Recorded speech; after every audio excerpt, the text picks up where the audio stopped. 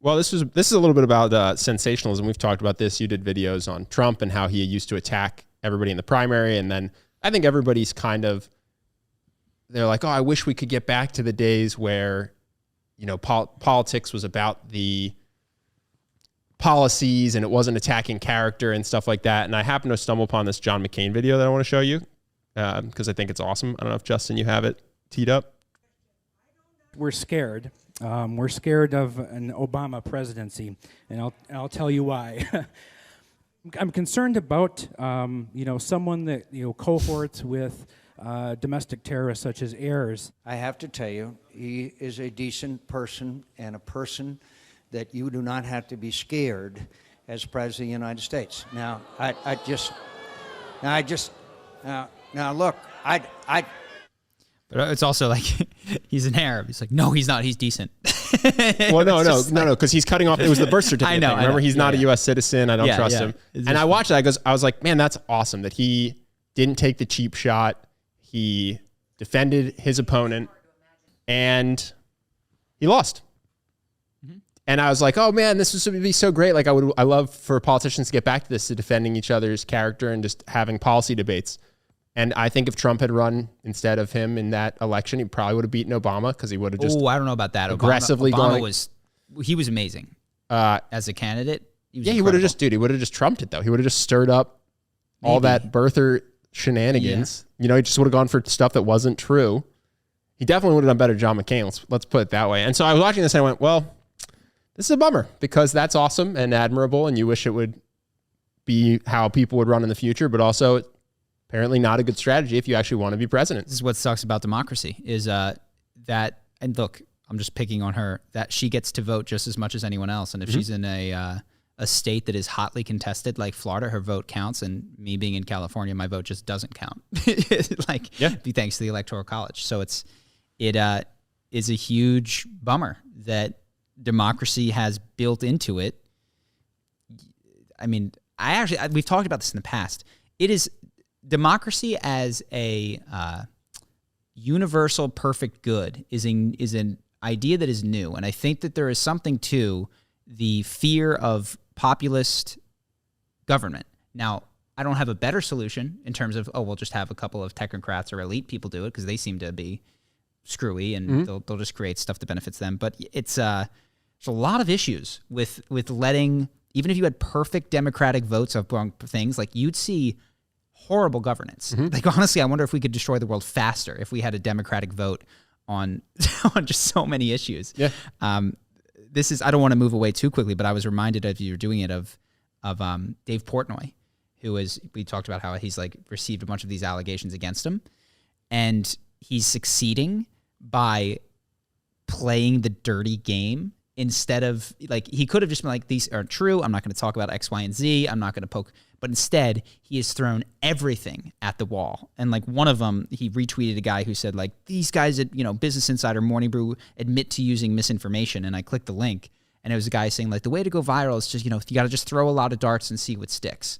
Nothing in that indicates misinformation. That means just like tweet a lot. You could tweet a lot of true things. And I looked at Dave's wall, like the leaps that he makes in order to put down the people that have come at him are bad faith. They are the same type of attack that was received against him is the one that he's responding with, and it's working. This is kind of what I'm saying. Like, what they've seen that what goes viral isn't necessarily the most comprehensive, accurate report. It's the thing that incenses you, mostly enraging is the number one thing that gets you to share, and fear is another thing that gets you to share. And that's with presidential elections too. And so when John McCain runs on, there's nothing to be scared of with Obama in terms of his character, but I'll make policy that I think is better. It's just less effective than when you run on, this person is going to destroy your way of life. Bro, I just saw a link on Reddit that is, if the Republicans win in 2020 and 2022, it's the end of our democracy. Exactly. You need and so unfortunately, and by all the comments are like, oh yeah, but that's true. It's actually true because they're going to, and it's actually the end of democracy. Yeah, like mark it on your calendars. 2020, 2022, democracy ends in the United States of America. It's unfortunately, but it existed up until 2019 or whatever. 2022, 2024. I said that wrong. It's not a bad strategy. Because what you need, very, very few people change their mind and vote back and forth between the parties. So it's all about voter turnout. People will turn out if they're terrified. Mm-hmm. If you actually thought, you never vote in presidential elections. If you actually thought that the governor, let's say, because you don't think that California's going to go blue no matter what, but let's say the governor was going to destroy your life, come at your house with pitchforks, flay you, you'd go vote. I'd move first and vote second, but yeah. Yeah, so that's the thing. It's like, it's unfortunately fear and rage get people to take action. And so people have learned the McCain thing doesn't work. As much as you love to see it, we don't back it with our voter turnout or our votes. And so evolutionarily, it's just been beaten out of the political system. But I will say at the same time, yes, and long term, it's, I think, better than it's ever been in terms of like, most people know that their actual lives are not threatened, which I don't know was always the case in Oh, sorry. I thought you were saying the political system's the best it's ever been in terms of collaborating, which I don't agree with. But you're saying that human life, no matter who is president in the U.S., seems to keep on trucking. And around the world. Now, granted, the Weinsteins talk about, like, yes, things have gotten better, but the risk of one person touching one button and exploding the whole thing has also gone up. So it could literally end tomorrow in a way that it... Well, we talked about this, so I'll just keep it brief, but your contentment in life is anchored to your expectations and the performance of your neighbors. And so, yes, if you took a lot of people, even if they're in poorer areas, and just dropped them off in the 20s or 40s or 50s, with the amount of food and technology they have, they would instantly feel incredibly fortunate. Mm-hmm. But the fact that human quality of life on average is rising doesn't matter, because if the wealth gap rises or if people's expectations are anchored really high, then dissatisfaction is going to be at an all-time high. Mm-hmm. And so I get what you're saying in terms of, things like, compared to the history of humanity, things are actually great even for the people that wish that their lot was better. But that doesn't matter, because if their expectations, if the gap between reality and expectation, or reality and what you see in your neighbors, that's what determines satisfaction. So, people could be less satisfied. I think probably dissatisfaction could be at an all-time high, even while quality of life on average is also at an all-time high. Mm-hmm. Well, then with that, I guess it's too broad to say, but I still see an upward trajectory, and that is because I think the opportunity to be dissatisfied is almost like a Maslow's hierarchy of needs stage higher than, like, I don't have food and shelter, at which point, like, dissatisfaction is almost a strange word to But I don't think it feels, I actually genuinely don't think it feels that way. Mm-hmm. Like, I agree that it might feel worse. In terms of your psychic and psychological experience day to day, if you're just back in the day of being a farmer and you're kind of hungry all the time, you're a kid, you got to go out there and do the work of planting stuff and harvesting stuff, but that's just how it is. You could be happy, I think, even though you're a little bit hungry all the time, or even though one of your 6 siblings died of disease that would be heartbreaking today. You just go, like, this is the path, and it's all good, actually. It's hard, but it's good. And I think you could have a much better lot in life today, but be genuinely, like, more anxious, more depressed, more angry, by every metric, more unhappy. So I do think it's the experiential part is real. Yes, I agree. And within that, I do see an upward, quote unquote, evolution of, like, couldn't even really have the time to be dissatisfied because I had very little to compare it to. Oh my gosh, I have so much to compare it to. I actually feel worse than I would have back then, potentially. But from that dissatisfaction become other realizations that might take you to a,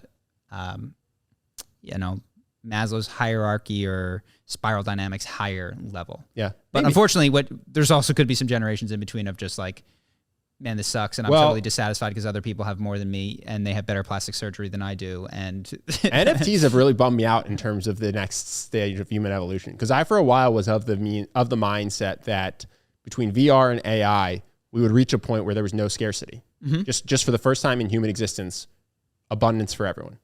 At which point I think you could have a fully focused society on enlightenment or whatever you want to be, spirituality, consciousness, betterment of other people, because you have no scarcity. And then NFTs came around. I was like, oh, we're going to try to just duplicate scarcity in the virtual world because of the hunger for status and prestige and all that stuff.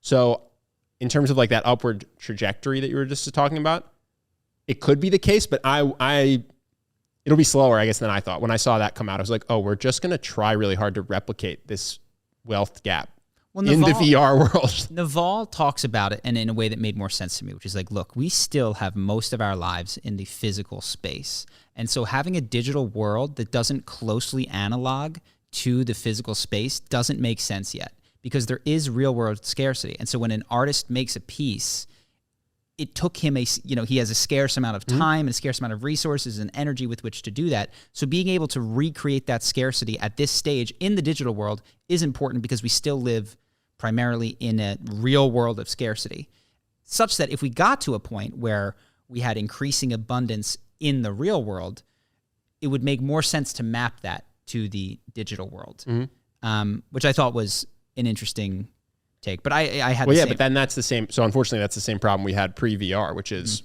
how do you create abundance? How do you create abundance in the physical world in the meat space? When land is fixed, water's fixed, populations are growing, so psychedelics, dude. Yeah, change your perception, right? Yes. That seems to be the only way. I mean, the greatest gift you could ever give someone, I think, is having them be able to recode their expectations for life. I feel like that would be the greatest gift if you were solving for happiness. Yes. I mean, Tony says something. Trade your, your expectations for appreciation. Not easy to do. No, but I think that would be the single fastest way to create a happy human. I agree. Yeah. No, if every day you woke up and Men in Black flashy thinged and you thought you were in some slum the night before, you woke up in your house. And then you turn on the water, like, what? Every day would just be thrilling. Now it would kind of be like Groundhog Day, because you wouldn't get much done. And then eventually you would die happy in your house of discovering water for the first time after 100 days in a row.